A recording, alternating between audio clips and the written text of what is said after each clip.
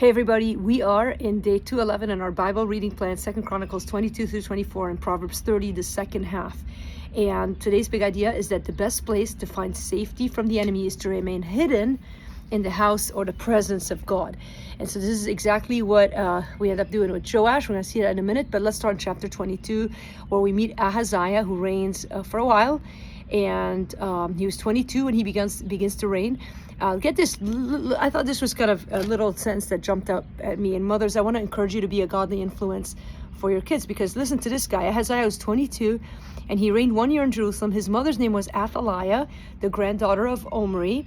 He also walked in the ways of the house of Ahab, for his mother was his counselor in doing wickedly. What a horrible testimony. It's so sad. This lady, Athaliah, is going to be trouble. We're going to see that she sticks around for a while. And so it was, for after the death of his father, they were his counselors to his undoing. People can bring about your undoing if you are not careful. And so be careful who you hang out with, who you listen to. We've seen this all the way from Rehoboam on.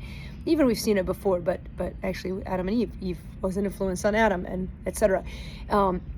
So verse 7 of chapter 22, again, a reminder that God is sovereign over everything. I know this is a hard pill to swallow for some people. They think, oh, God can't do anything bad. And he doesn't. It's not like, but he works things out according to his will. But verse 7 says it was ordained by God that the downfall of Ahaziah should come about through his going to visit Joram. God ordains things to happen because he has a bigger purpose in mind that is for our good. And then we get to the end of chapter 22 and we see that Athaliah reigns in Judah.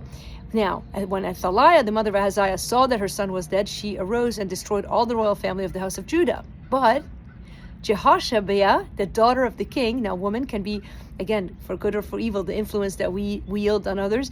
Jehoshabath, the daughter of the king, she was, by the way, married to Jehoiada, the priest. She took Joash, the son of Ahaziah, and stole him away from among the king's sons who were about to be put to death. And she put him and his nurse in a bedroom. Now, it says then that she was the wife of Jehoiada the priest, because she was a sister of Ahaziah, and she hid him from Athaliah, and he remained with them 6 years hidden in the house of God. And then later he's 8 when he takes over. Think about it, 6 years. We say, what can a kid learn from ages 2 onward? A lot.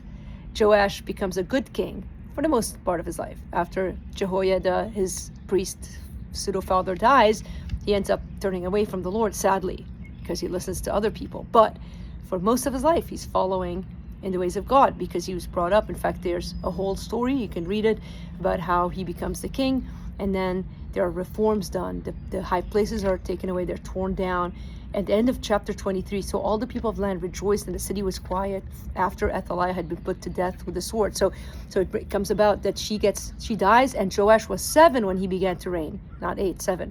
And he reigned for 40 years in Jerusalem. Most of them were good years. His mother's name was Zibiah. Again, a shout out to godly mothers. And he did what was right in the eyes of the Lord. And then again, sadly, by the time you read the end of the story, he breaks the commandment of God and gets assassinated. So we already know that from before, but he was hidden in the house of God for all of these years, 5, 6 years. Some of you are going through a hidden season right now. Don't give up. God sees you. He knows you. His hand is on you, and his purposes will come to pass no matter what. Love you guys. Praying for you.